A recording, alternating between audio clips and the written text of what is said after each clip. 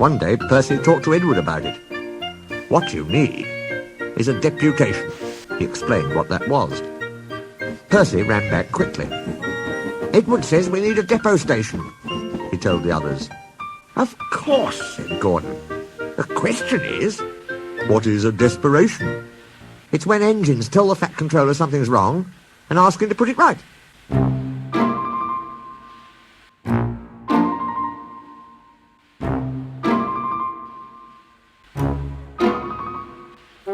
Did you say, tell the Fat Controller?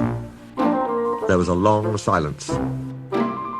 I propose, said Gordon at last, that Percy be our, disputation?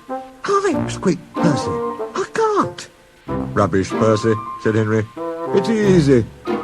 That's settled then, said Gordon. Poor Percy wished it wasn't.